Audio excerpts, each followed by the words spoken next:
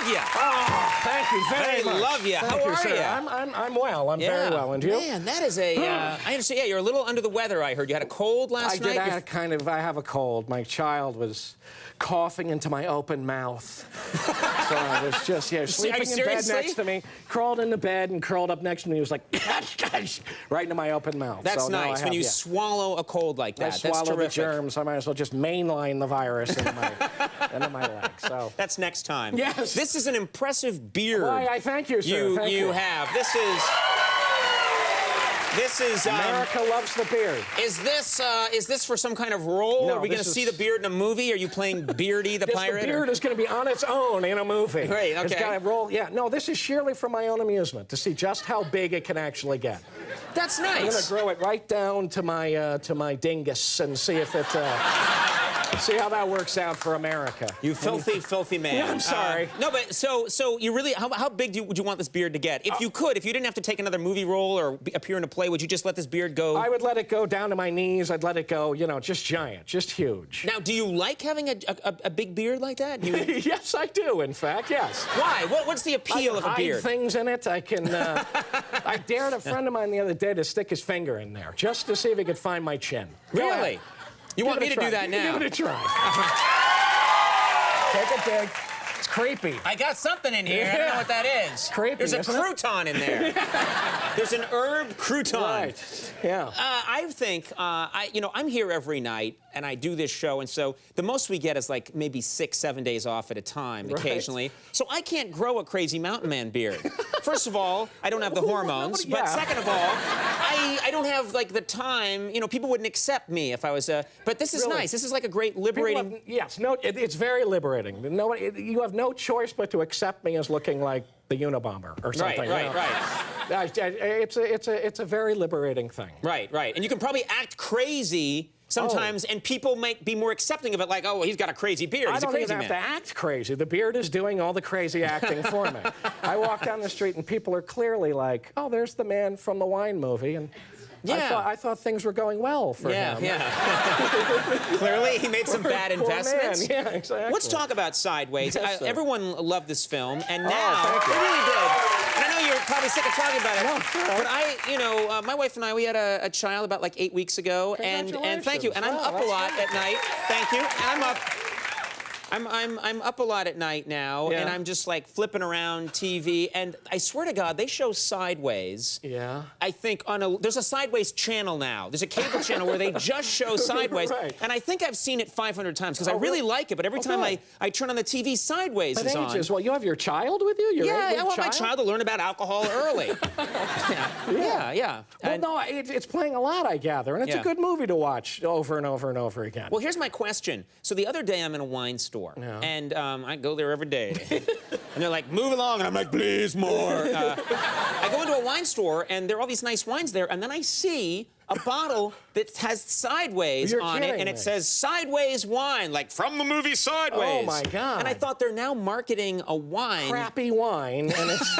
Well, I didn't say that. You I don't know. It's not in a box? It's not box wine? No, it's a bottle of wine, and it says Sideways, and there was like a thing on it that said, from the movie Sideways. Really? Does it have a picture of me on it? Like, kind of like, hey. Yeah. You're like, I drink it often. Enjoy, yeah. You have a crazy beard. That's horrifying.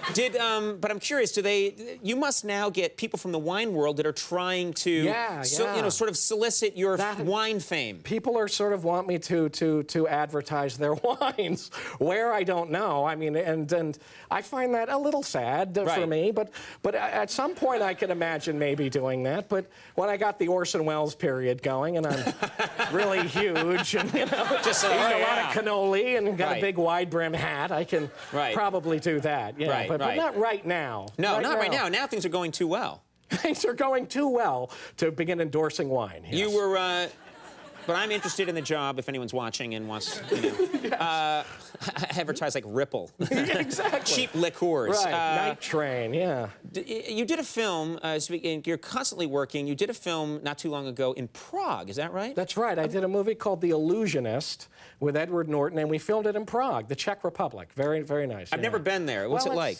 It's a wacky place. It's overrun with sort of drunk English tourists on sex tours sort of thing. What's a sex tour and how do I go on one? What is a sex tour? I don't know.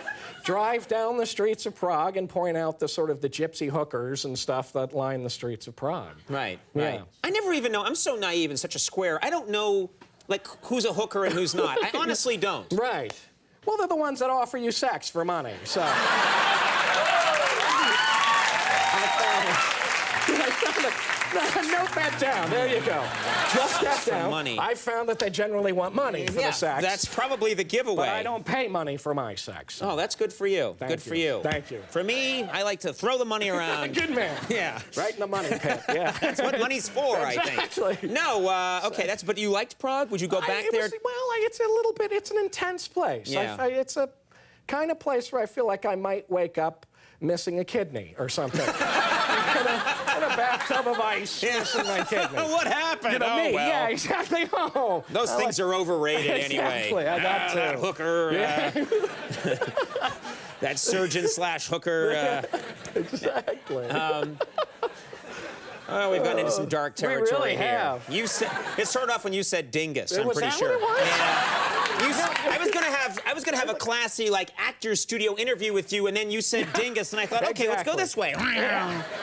Next thing, we're in Hooker Town. It's the beard. I'm telling you, it's the beard has changed you. It's the hormones coming out. And, sure, rub it in, rub it in. Yeah. I couldn't grow that. If I had 15 years, I couldn't grow that beard. Well, I have a little hair here and a little hair here, and I could braid them together. That's extraordinary. I could make like a little braid right here and twirl it. One little chin dreadlock. Yeah, that's all I would have pretty much, but it would catch on. People would love it. It'd be huge. Yes, they would. Yes, they would. Now, I want to ask you about this. This is interesting. It doesn't happen a lot in the movie world. Yes. But they released Cinderella Man. Yes. People really like this movie, and then they after several months they just released it again. And I was curious. That's kind of an unusual thing to do. But that is an unusual thing to do. They didn't consult me about it, which is even more unusual. Yeah. And but they did release it again, and I guess with a DVD thing, I think it's all sort of for the award season type of thing. Sure. And stuff like that. You know, that's a movie that many people got very emotional about that film. Yeah. Like they would leave the movie and it struck a chord with people. What do you think it was about that film? People getting their heads hammered in. I don't know. I mean, I actually think it's it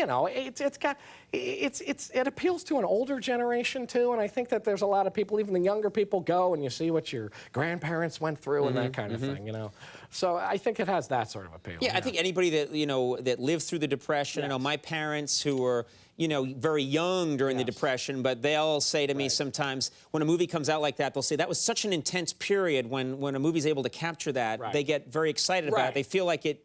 Okay, finally you can understand what we went through. There's a lot of that. And I mean, my grandparents lived through it. In fact, I mean, the character, the way I played him, I was sort of channeling my grandfather. Really? In some ways, playing that guy. What was your grandfather? Was he a tough guy? Very kind of like, snap out of it, bonehead kind of guy. Your grandfather was Popeye, clearly. He likes me, Spinner. He was a sailor man, did he? Yeah, absolutely, doing a little dancing a hornpipe. Absolutely. Extraordinary man. Yeah.